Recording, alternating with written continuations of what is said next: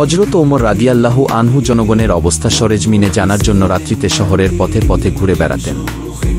এক রাতে তিনি একটি ছোট কুটিরের সামনে এসে দাঁড়ালেন এবং ভিতর থেকে কথাবার্তার আওয়াজ শুনতে পেলেন।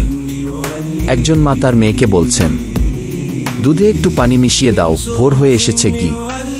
মেয়েটি বিনয়ের সঙ্গে জবাব দিল, না মা, হযরত ওমর রাদিয়াল্লাহু আনহু দুধে পানি মেশাতে নিষেধ করেছেন। তিনি যদি জানতে পারেন আমাদের শাস্তি দিতে পারেন কি। মা তখন বললেন, ওমর তো দেখছেন না, কি এমন হবে। মেয়েটি দ্বিধার সাথে বলল, আমি প্রকাশ্যে তার আনুগত্য করব আর গোপনে তার অবাধ্যতা করব। আল্লাহর কসম, এটা কখনোই হতে পারে না কি। অন্য বর্ণনায় এসেছে সে বলেছিল, ওমর হয়তো আমাদের দেখছেন না, কিন্তু তার প্রভু তো আমাদের দেখছেন। হযরত ওমর রাদিয়াল্লাহু আনহু গোপনে সব শুনে বাড়িটি চিহ্নিত করে ফিরে এলেন। পরে তিনি তার পুত্র হযরত আছেম রাদিয়াল্লাহু আনহুর সঙ্গে সেই মেয়ের বিয়ে দেন। এই দম্পতির ঘরে দুটি কন্যা সন্তান জন্ম নেয়।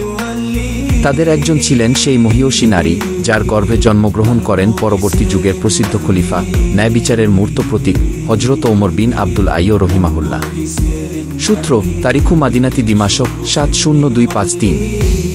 এই গল্প থেকে আমাদের শিক্ষা হল, পাত্র বা পাত্রী নির্বাচনের ক্ষেত্রে রূপ, বংশ বা সম্পদের চাইতে দিনদারি ও আল্লাহভীরুতাকেই সর্বাগ্রে গুরুত্ব দেওয়া উচিত। যদি ভিডিওটি ভালো লেগে থাকে তাহলে অবশ্যই একটা লাইক দিন, কমেন্ট করে আপনার মতামত জানান এবং এমন আরও ভিডিও পেতে চ্যানেলটি সাবস্ক্রাইব করতে ভুলবেন না।